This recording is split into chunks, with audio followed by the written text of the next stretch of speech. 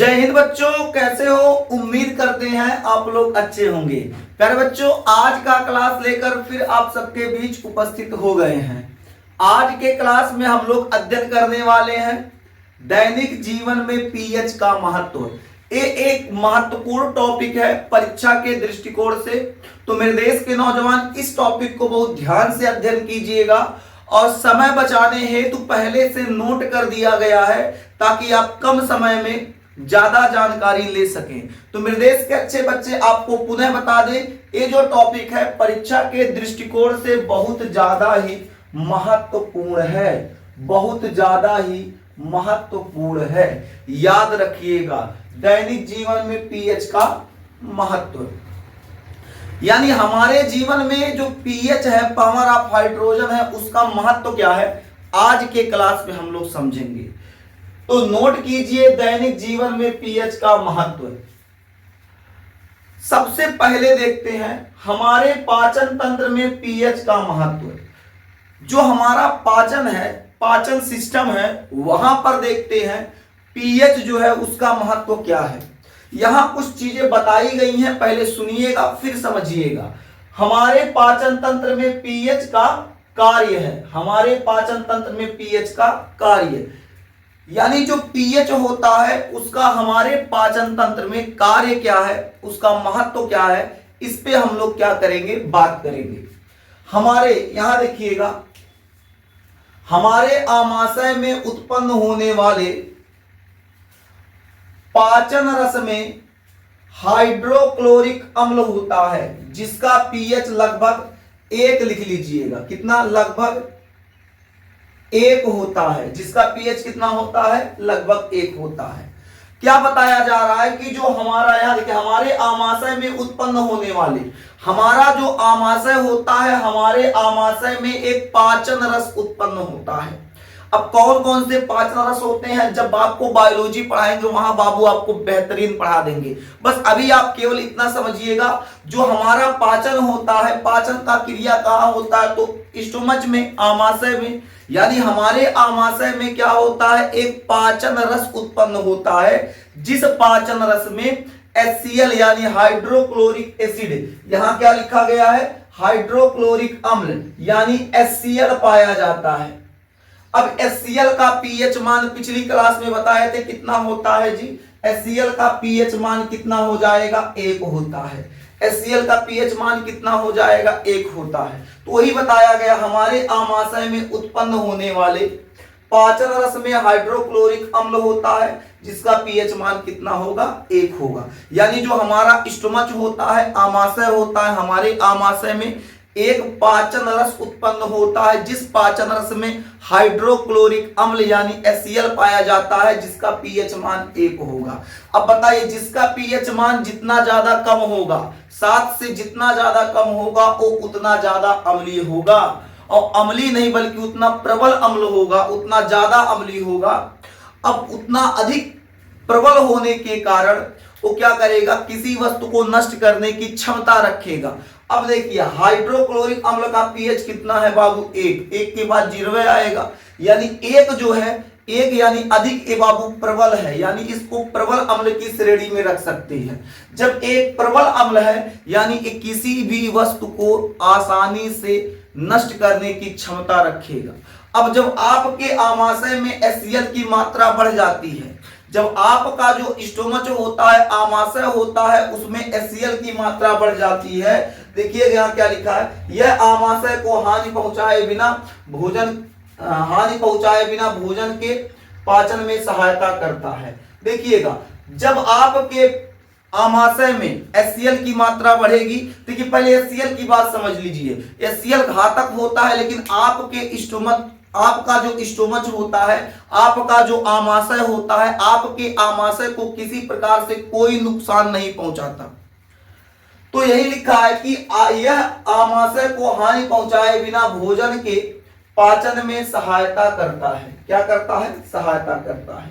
अपच की स्थिति में आमाशय बहुत अधिक मात्रा में अम्ल उत्पन्न करता है, जिससे आमाशय में दर्द एवं जलन का अनुभव होता है। इस दर्द एवं जलन को दूर करने के लिए एंटी एसिड का उपयोग करते हैं जिसमें क्षारक पदार्थ होता है। बात समझिएगा क्या कहा जा रहा है। कहा जा रहा है कि आपका जो आमाशय होगा उस आमाशय में पाचन रस उत्पन्न होगा, उस पाचन रस में एसिड यानी अम्ल पाया जाएगा। कौन सा अम्ल? तो हाइड्रोक्लोरिक अम्ल पाया जाएगा। ये जो हाइड्रोक्लोरिक अम्ल होता है इसका पीएच मान 1 होता है। ये अधिक प्रबल अम्ल के श्रेणी में आता है। अब देखिए ये HCl का काम क्या होता है? HCl का काम होता है जो आप भोजन किए हैं उस भोजन को कई बारीक टुकड़ों में तोड़ देना, उसको पचाना, तोड़ना। तो आपके आमाशय में जो भोजन इकट्ठा हुआ है उसको 4 घंटे तक कुटैया पिसैया का काम बाबू HCl करेगा। लेकिन जब आपके शरीर में नहीं कह सकते, आमाशय में, जब आपके आमाशय में HCl की मात्रा बढ़ जाएगी उस समय क्या होगा? पेट में कई प्रकार की समस्याएं उत्पन्न होगी। HCl की मात्रा बढ़ने से आपके स्टोमच में होगा क्या? बहुत अधिक दर्द होगा, बहुत ज्यादा जलन होगा, क्योंकि HCl की मात्रा जब बढ़ेगी तो आपको इन समस्याओं से जूझना पड़ सकता है। किन समस्याओं से? तो बाबू ऐसी समस्याएं जो आपके स्टोमच में HCl के बढ़ने से होती हैं। यानी जब आपके स्टोमच में HCl बढ़ेगा तो दर्द और जलन जैसी समस्याओं का सामना आपको करना पड़ सकता है। अब इस समस्या को दूर करने के लिए आपको प्रति अम्ल यानी एंटी एसिड यानी प्रति अम्ल लेना पड़ेगा। प्रति अम्ल के रूप में आप लेंगे मिल्क ऑफ मैग्नीशियम MgOH का whole twice, milk of magnesium hydroxide जिसे आप कहते हैं। तो मैग्नीशियम हाइड्रोक्साइड एक क्षार होता है, HCl एक अम्ल होगा, और अम्ल क्षारक जब अभिक्रिया करेंगे तो लवण यानी उदासीन उसको कर देंगे। वही बताया गया है, यहां देखिएगा, जिससे आमाशय में दर्द एवं जलन का अनुभव होता है। इस दर्द एवं जलन को दूर करने के लिए एंटी एसिड का मतलब होता है बाबू प्रति अम्ल का उपयोग करते हैं, जिसमें क्षार पदार्थ होता है। यह क्षार अम्ल की अधिक मात्रा को उदासीन करता है। क्या करता है? उदासीन करता है। यानी अभी आपको बताएं जब अम्ल क्षारक से अभिक्रिया करेगा तो क्या होगा? अभिक्रिया के पश्चात क्या होगा? वो उसको उदासीन कर देगा। आगे देखते हैं, इसके लिए मिल्क ऑफ मैग्नीशियम का उपयोग किया जाता है। किसका उपयोग किया जाता है? तो मिल्क ऑफ मैग्नीशियम हाइड्रोक्साइड। तो कहने का मतलब हमारे पाचन तंत्र में पीएच का कार्य क्या होता है?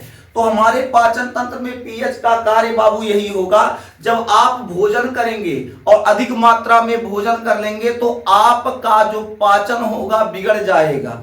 आपके आमाशय में भोजन की अधिक मात्रा होगी तो अधिक अम्ल का उपयोग किया जाएगा। यानी आपके आमाशय में जो जठर ग्रंथि होती है, जठर ग्रंथि अधिक रस का उत्पन्न करेगी, पाचन रस का उत्पन्न करेगी, जिसमें HCl की भरपूर मात्रा होगी। जब HCl की भरपूर मात्रा होगी तो ज्यादा HCl होने से आपके आमाशय को तो कोई नुकसान नहीं पहुंचेगा, लेकिन आपके पेट में जलन और दर्द का अनुभव होगा। इस जलन और दर्द के अनुभव को समाप्त करने के लिए आपको क्षारक लेना पड़ेगा। क्षारक के रूप में आप क्या लेंगे? मिल्क ऑफ मैग्नीशियम लेंगे। यानी मिल्क ऑफ मैग्नीशियम और HCl दोनों क्रिया करेंगे तो क्या हो जाएंगे? उदासीन हो जाएंगे और आप पहले की तरह नॉर्मल हो जाएंगे।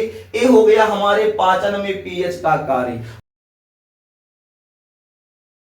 आइए अब आगे देखते हैं। आगे इसमें क्या बताया गया है? पीएच परिवर्तन के कारण दंत क्षय। जब आपके मुख में क्या होता है? अम्ल की मात्रा बढ़ेगी तो उस समय क्या होगा? आपके दांत का क्षरण प्रारंभ हो जाएगा, आपके दांत में सड़न आने लगेगा। यानी ये कब होता है? जब आपके मुख का पीएच बिगड़ेगा। तो मेरे देश के नौजवान, पीएच बिगड़ने से क्या होगा? दांत में सड़न आने लगता है। यहां क्या बताया गया है? सुनिएगा, यहां क्या बताया गया है? हमारे दांतों पर एक कठोर परत होता है जिसे क्या कहते हैं? कैल्शियम फास्फेट की परत होती है। यानी कह सकते हैं जो आपका दांत है, आपके दांत पर एक लेयर चढ़ा होता है, एक परत चढ़ा होता है जिसे कैल्शियम फास्फेट की परत कह सकते हैं। कैल्शियम फास्फेट की परत कह सकते हैं। और इस दांत को हम लोग क्या कहेंगे, इनेमल। जो एक होता है ऊपर वाला परत, उसे हम लोग क्या कहेंगे, इनेमल कहते हैं। आगे बात करें, यह शरीर का सबसे कठोर भाग होता है जो क्षरण से बचाता है, परंतु मुख का पीएच 5.5 से कम होने पर क्षरण प्रारंभ हो जाता है। इससे बचने के लिए हम क्षार दंत मंजन का उपयोग करते हैं, जिससे अम्ल की अधिक मात्रा उदासीन हो जाती है। इसका मतलब क्या है, अब ऐसे हम लोग समझते हैं। मेरे देश के नौजवान, ये नोट इसलिए किया गया ताकि आप अपना फेयर मेंटेन कर सके। जो फेयर बना रहे हैं उस फेयर को आप बेहतर बना सके, इसलिए आपको नोट करा दिया गया है, बता दिया गया है, यहां लिखवा दिया गया है ताकि आपका फेयर अच्छे से बन सके। तो मेरे देश के प्यारे बच्चे, यहां हम लोग समझते हैं पीएच परिवर्तन के कारण दंत क्षय क्या होता है। अभी तो आपको ऐसे समझा दिए, लेकिन अब आपको थोड़ा सा और बेहतर समझाने का प्रयास करते हैं। आपका मुख है, आपके मुख का जब पीएच बिगड़ेगा तो आपके दांत में सड़न आएगा। विज्ञान की भाषा में इसको संक्षारण या क्षरण कहते हैं। तो जब आपके मुख का पीएच बिगड़ेगा उस समय आपके दांत में क्षरण होगा, संक्षारण होगा, दांत सड़ेगा। तो इस समस्या से बचने के लिए आपको कुछ कार्य करना पड़ेगा। अब पीएच कब बिगड़ता है इसे समझिए, जब आपका मुख धीरे धीरे अम्लीय होने लगे। जब आपका मुख धीरे धीरे अम्लीय होने लगेगा उस समय आपके मुख का पीएच बिगड़ जाएगा। अम्लीय मतलब कितना, तो जब आपके मुख का पीएच लगभग 5.5 के आसपास या इससे कम होने लगता है तो आपके दांतों में सड़न उत्पन्न हो जाता है। इस प्रकार की समस्या से बचने के लिए आप क्षार दंत मंजन का उपयोग कर सकते हैं। क्षार दंत मंजन के उपयोग से होता क्या है, आपके मुख की अम्लीयता उदासीनीकरण में बदल जाती है, यानी उदासीन हो जाता है। आपका मुख हो जाएगा उदासीन और जो क्षरण हो रहा था, जो सड़न हो रहा था वो रुक जाएगा और आपके मुख का पीएच बाबू मेंटेन हो जाएगा। अब आप कहेंगे सर दंत मंजन में कौन सा दंत मंजन बेहतर होता है, बाबू कौनो दंत मंजन कर लीजिए। मुख के पीएच देखिएगा मेरे देश के नौजवान, अच्छे से समझिए तो आपको किसी प्रकार की समस्या नहीं होगी। जो आपका मुख है, जब मुख का पीएच गड़बड़ होता है, यानी मुख का जो पीएच है 5.5 या उससे कम होने लगता है, तब आपका जो दांत होगा उसमें सड़न आने लगेगा। अब इस क्षरण से बचने के लिए आप करेंगे क्या, तो आप लेंगे कोलगेट या दंत मंजन में कोई दंत मंजन ले लीजिए, कोलगेट लीजिए, क्लोजअप लीजिए। अच्छा वो सब एड़ा वो खतरनाक दिखाता है, ऐसे ऐसे करेगा, ऐसे फूकेगा, कितना बढ़िया है, ठीक है। वो सब अट्रैक्शन के लिए नहीं होता है, कोलगेट अट्रैक्शन के लिए नहीं है, क्लोजअप अट्रैक्शन के लिए नहीं है, डाबर लाल दंतमंजन अट्रैक्शन के लिए नहीं है बाबू, आपके मुख के पीएच को मेंटेन करने के लिए है। टीबिया में के ऐड देख के पागल ना बनिएगा कि हम कोलगेट करेंगे तो हमरे तरफ खींचता हुआ चला आएगा। अरे गधा, कब्बो नहीं होता है। दंत मंजन का उपयोग केवल इसलिए किया जाता है ताकि आपके मुख का पीएच मेंटेन हो सके,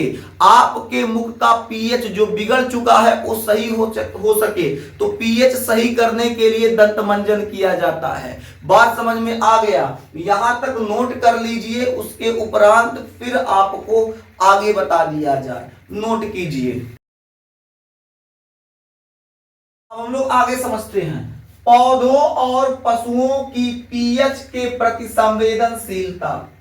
इसका मतलब क्या है बाबू, यहां पहले कुछ नोट किया गया, पहले सुना दे फिर आपको समझाते हैं। लिखा गया है जीवित प्राणी केवल समुचित पीएच दशाओं में रह सकते हैं। हमारा शरीर 7 से 7.8 पीएच परास के बीच सुखपूर्वक कार्य करता है। अच्छी उपज के लिए मिट्टी के एक विशिष्ट पीएच परास की आवश्यकता होती है।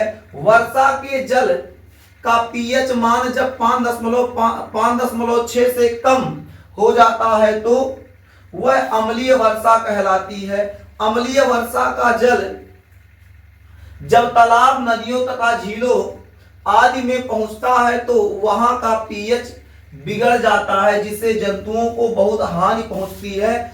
ऐसी स्थिति बनी रहने से उनकी मृत्यु हो जाती है। अब कहेंगे सर क्या है, तो पढ़ के सुना दिए। मेरे देश के नौजवान इस बात को बहुत ध्यान से समझिएगा। देखिए धरती पे जितने भी प्राणी हैं, कीड़े, रेंगने वाले जीव, घोड़े, हाथी, मछलियां, मानव, यहां तक कि पेड़ पौधे भी एक विशिष्ट पीएच में रहते हैं। सबको एक समुचित पीएच की आवश्यकता होती है। जितना पीएच में उनका जीवन बना रह सकता है उतना ही पीएच की आवश्यकता होती है। अगर पीएच मान गड़बड़ हो गया तो अपने जीवन को वो खो देते हैं, अपने जीवन को समाप्त कर देते हैं। आप देखते होंगे जब कोई पौधा लगाते हैं तो पौधा क्या होता है, कुछ समय तक तो ठीक रहता है, उसके उपरांत धीरे धीरे सूख कर खत्म हो जाता है, नष्ट होने लगता है। कहते हम पेड़वा तो सही लगाए थे, पता नहीं कहाँ पेड़वा झुरा गया।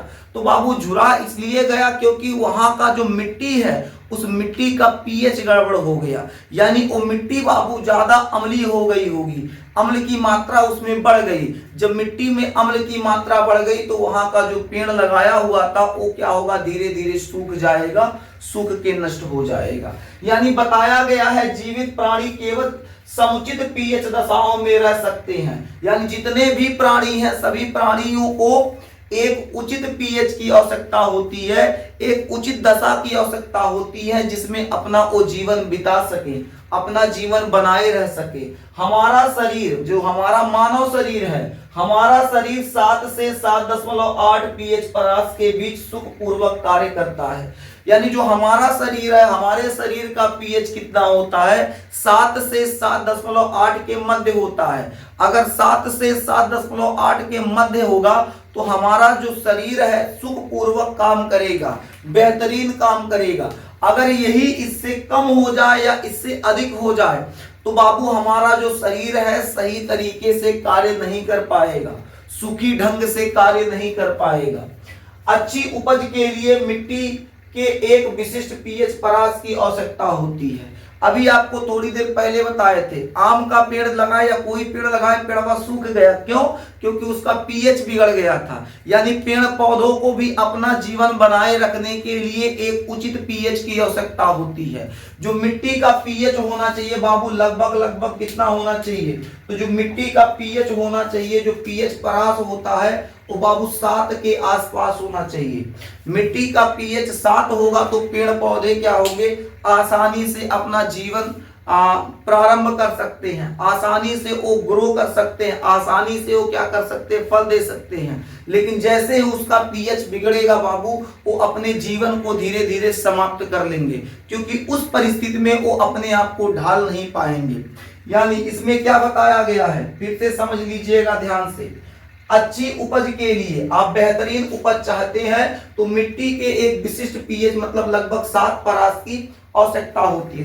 पीएच मान लगभग 7 के आसपास होना चाहिए। आगे, वर्षा के जल का पीएच मान जब 5.6 से कम हो जाता है तो अम्लीय वर्षा कहलाती है। यानी जब बारिश का पानी जो होता है उसका पीएच जो होता है 5.6 से कम हो जाता है। जो बारिश का पानी होता है, बारिश के पानी का पीएच जो होता है 5.6 से जब कम हो जाता है तो अम्लीय वर्षा के श्रेणी में आता है।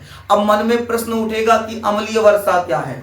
देखिए हमारे फैक्ट्रियों से निकलने वाली जो गंदगी होती है उसमें कई प्रकार की गैसें होती हैं, जैसे SO2 sulphur dioxide, carbon dioxide, carbon monoxide, ऐसे कई प्रकार की उसमें गैसें होती हैं। ये गैसें जब हमारे वायुमंडल के संपर्क में आती है, भाई गैस होगा तो निकल के जाएगा, जब यहाँ से निकल के हो जाएगा, जब वर्षा होने वाला जो बादल बनेगा उस वर्षा होने वाले बादल के संपर्क में आएगा और जल के साथ क्या होगा, SO2 CO2 तमाम गैसें मिल जाएगा। तो जब वर्षा वाले जल में SO2 की मात्रा बढ़ जाएगी, सल्फर डाइऑक्साइड की मात्रा बढ़ जाएगी, तो उसी को हम लोग कहते हैं अम्लीय वर्षा। और वो जब पानी जब नीचे जमीन पर पुनः जब जमीन पर आएगा तो होगा क्या बाबू कि वहां का जो पीएच होगा वो बिगड़ जाएगा, पानी का पीएच बिगड़ जाएगा। SO2 की मात्रा अधिक होने के कारण क्या होगा, पानी की मात्रा जो होगा उसका पीएच बिगड़ जाएगा। जब पीएच बिगड़ जाएगा तो जब वो धरती पे पानी गिरेगा तो भाई गिरने के बाद बहेगा,